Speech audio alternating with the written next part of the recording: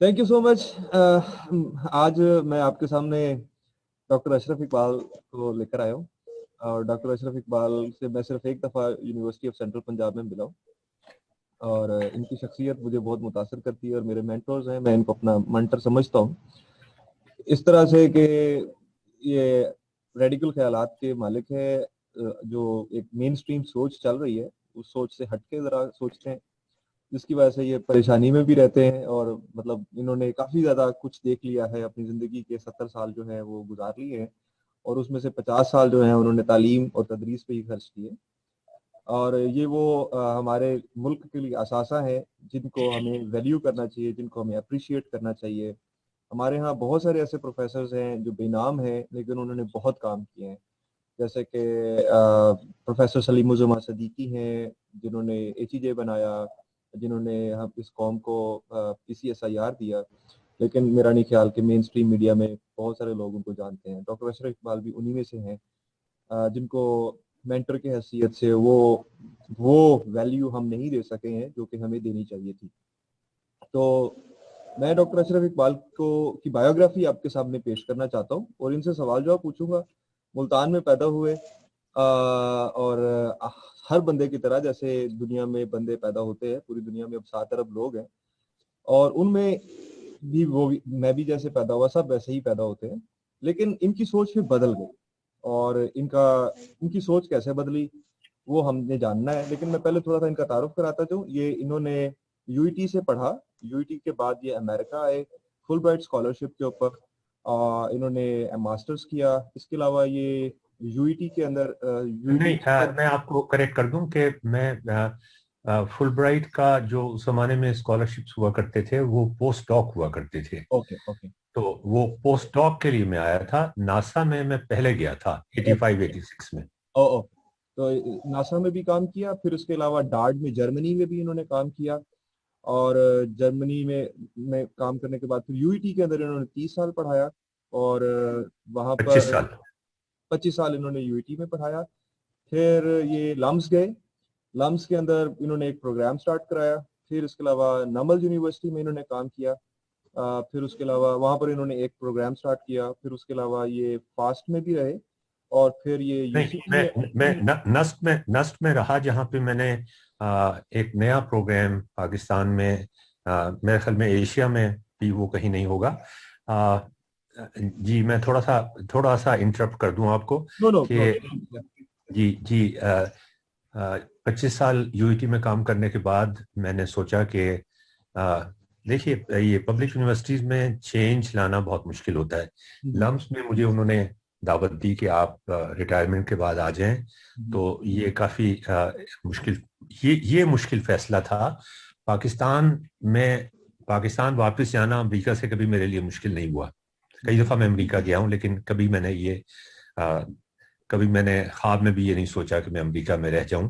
खैर, तो लम्स जाने में मेरी फैमिली ने भी काफ़ी रेजिस्ट किया, इसलिए कि 25 साल तो मैंने वहाँ पढ़ाया था, लेकिन इससे पहले 5 साल 6 साल पढ़ा भी था। बच्चे भी वहीं पल के बढ़ के जवान हुए थे, बच्चों से, छोटे बच्चों से लेके बड़े।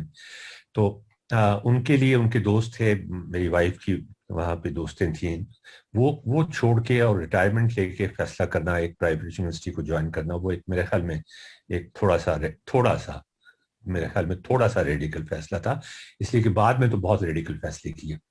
तो वहाँ पे हेड ऑफ द डिपार्टमेंट मैं था। मेरे ख्याल में जो डिपार्टमेंट हमने वहाँ पे बनाया वो वन ऑफ द बेस्ट था इन एशिया।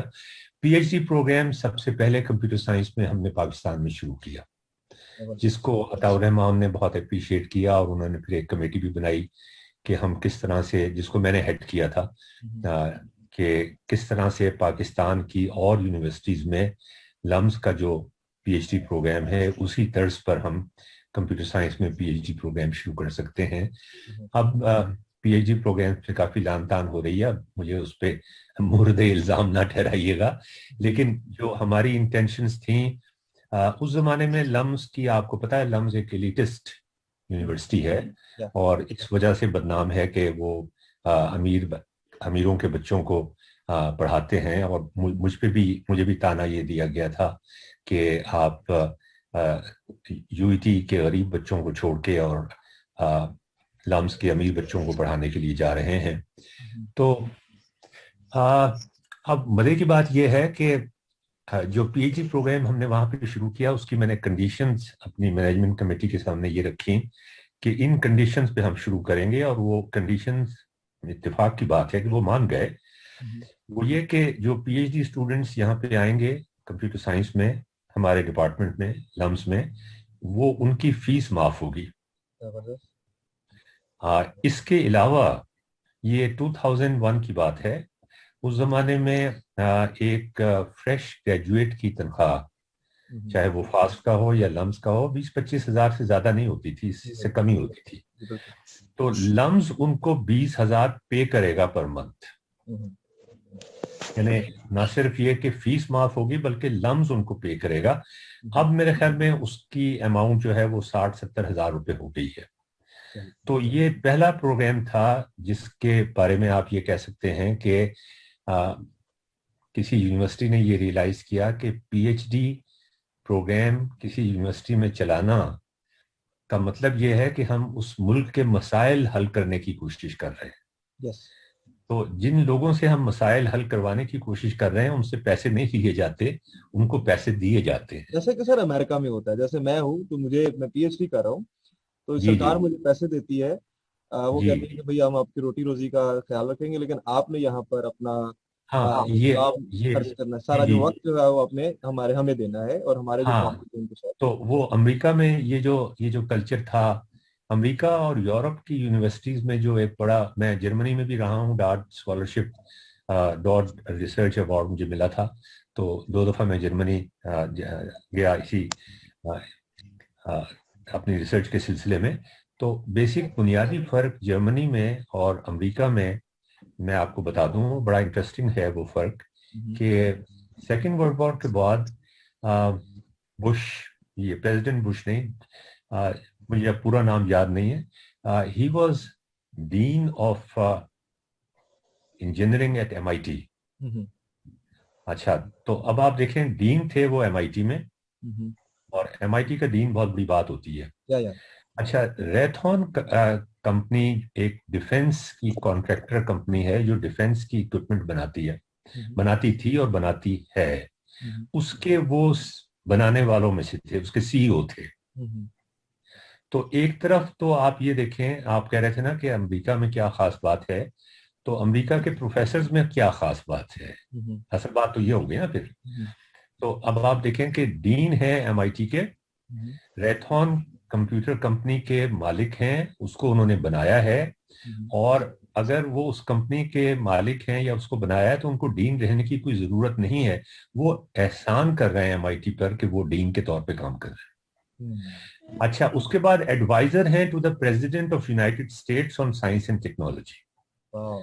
तो अब आप देखें कि ये 3 रोल्स एक प्रोफेसर के पास जब आ जाते हैं ना, कि वो एक कंपनी, प्रॉफिट के ऊपर टेक्नोलॉजी कंपनी, जिसका जिसका काम ही अमेरिका की डिफेंस के लिए वो इक्विपमेंट बनाना है जो अमेरिका की एग्जिस्टेंस के लिए जरूरी है।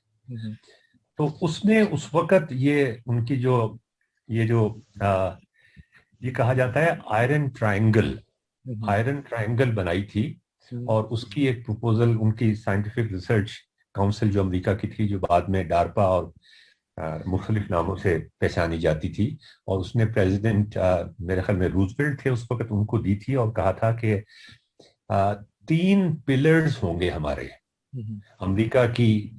अब तो अमेरिका थोड़ा एक्लिप्स हो गया अपनी तरक्की में, लेकिन वो लेट 40s का जमाना था, सेकेंड वर्ल्ड वॉर के बाद का, उसमें तो अमेरिका की तरक्की जो थी उसके बारे में किसी को कोई शक की बात नहीं है।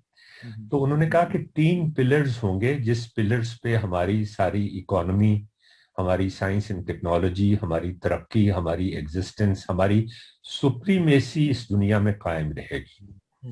पहली बात तो ये कि हमारी यूनिवर्सिटीज, वो हमारा इंटेलेक्चुअल कैपिटल है। दूसरी बात ये कि हमारा डिफेंस, जाहिर है मुल्क का डिफेंस सबसे अहम होता है। और तीसरी बात यह कि हमारी इंडस्ट्री, कैपिटलिस्ट सिस्टम। मैं कैपिटलिस्ट सिस्टम का कोई हामी नहीं हूं, लेकिन मैं ये बताना चाह रहा हूं کہ کتنی پاور ہوتی ہے اگر ہم ان 3 چیزوں کو اکٹھا کر دیتے ہیں جو وہ یورپ میں نہیں کمبائن کر سکے. جس فنڈنگ کے تحت آپ امریکہ میں دیکھتے ہیں کہ پی ایچ ڈی اسٹوڈنٹس کو فنڈنگ ملتی ہے اور کوئی بھی پی ایچ ڈی اسٹوڈنٹ اپنے خرچے پہ پی ایچ ڈی نہیں کرتا. یہ اس کی بڑی وجہ، بہت بڑی وجہ یہ ہے کہ ان کی ڈیفنس کی جو فنڈنگ ہے وہ یونیورسٹیز کو جاتی ہے، ان کی جو انڈسٹری کی فنڈنگ ہے وہ یونیورسٹیز کو جاتی ہے. ریسرچ کے 2 ماڈلز تھے بیسیکلی دنیا میں. ایک ماڈل یہ تھا کہ آپ نے ریسرچ کروانی ہے، آپ نے ایٹم بنانا ہے، آپ نے اسپیس ٹیکنالوجی کے لیے آپ نے اسپیس میں جانا ہے، تو آپ ایک انسٹیٹیوٹ بنا دیں اسپیس کا، آپ ایک PCSIR بنا دیں، آپ ایک اٹامک انرجی کمیشن بنا دیں اور وہاں پہ ریسرچ کروائیں. یہ رشین ماڈل تھا. جو امریکن ماڈل تھا وہ یہ تھا کہ نہیں، آپ نے ریسرچ کروانی ہے تو ریسرچ تو یونیورسٹی میں ہوگی. اب آپ دیکھیے کہ جو مینہٹن پروجیکٹ تھا، بوم پروجیکٹ، اس کو ایک یونیورسٹی پروفیسر ہیڈ کر رہا تھا. یہ ایک بڑی مطلب اس سے جو سینرجیز ہے نا، دیکھیں آپ PCSIR میں کسی زمانے میں سینکڑوں PhD ہوا کرتے تھے، اٹامک انرجی کمیشن میں سینکڑوں PhD ہوا کرتے تھے. اس کے بعد کیا ہوا کہ وہ چونکہ ڈگری ایوارڈنگ نہیں تھے تو جب وہ PhD ختم ہو گئے تو وہ ادارے بھی ختم ہو گئے.